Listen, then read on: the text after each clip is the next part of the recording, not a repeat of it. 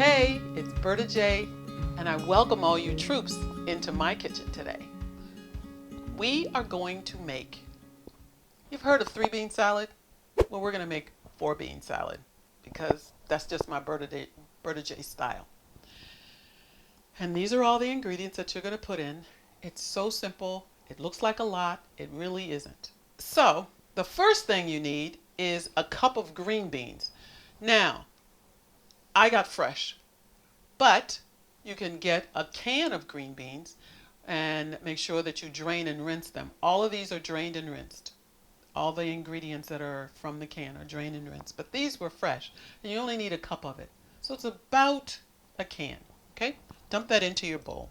The next ingredient is, I used a half a cup of cannellini beans. You could use any other bean that you would like, and they are like a large northern bean. So you could use northern beans, you could use chickpeas, but you only need a half a cup. Next one is 3/4 of a cup of wax beans, and I just got Libby's. Did have salt on it, but I rinsed it, and you just need 3/4 of a cup. Put that in. The last one is dark kidney beans, because they're my favorite of the kidney beans. I don't really use light too much. So if you like light, doesn't matter. Just switch it out and use 3/4 of a cup of it, okay? And now you're going to put in some other ingredient. Remember I told you about these small peppers? You can get them in 1 pound, 2 pounds. And I took one of these and I chopped it up so that I sliced it so that it's about that big. Okay, so then you slice that and you put that in. Now if you don't, I don't know if you can't find these or you don't like them, you can use just a regular red pepper or no pepper if you hate peppers. Then you're going to use a third of an onion, a third of a cup of an onion, and sounds strange, but it's a small onion, and use a third of a cup, and it's about a quarter of an onion. If you cut a small onion this way and the other way, especially I used a Vidalia because they're more oval and flat, and that's what you need, a third of a cup of onion. And I love scallions, so I also added 2 scallions. Now this is an 1/8 of a cup of, I'm smiling for one reason. This is an 1/8 of a cup of scallion. However much, that's about all you need to give it a really nice taste. But a third of a cup, 1/8 of a cup, if you guys remember, is 2 tablespoons. It was, when I was doing the measuring spoons kitchen essentials, I told you about an 1/8 of a cup. So you need an 1/8 of a cup of that, and as well as an 1/8 of a cup of finely chopped, this is very small, finely chopped celery. Again, any ingredient you don't like, leave it out. But I love celery, and I chopped it up small and put it in there. And now, before you add anything else, you're going to stir this up. And it's very colorful, and besides being colorful, it's also very good. Then into another little bowl, you're going to use a third of a cup of apple cider vinegar. Pour this into the bowl. What you're going to do is make like a slurry, a sauce for your bean mixture. Put that in. Then you're going to put in the maple syrup. Use a 1.5 tablespoons of maple syrup. If there's another wet sweetener that you like more, use that. Okay, the next thing is, the complement to it for me is a dry sweetener, and it's 1 tablespoon. I use xylitol.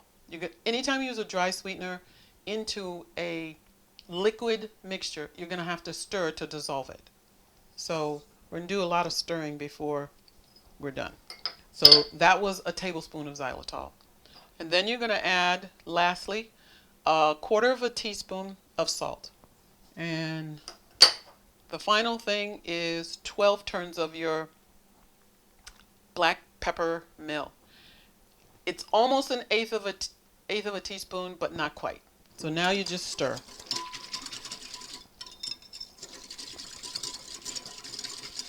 I've stirred this mixture for about a minute. A minute will get that dry sweetener all incorporated. And you won't have to worry about a lot of little granules from that. So stir for a while so it gets done. Now there's another trick. Your dry sweeteners mixed into a liquid, and that is to heat it. on the stove. You could do it in a small fry pan. Just pour it in, turn it on low, and it'll just turn into a liquid, okay?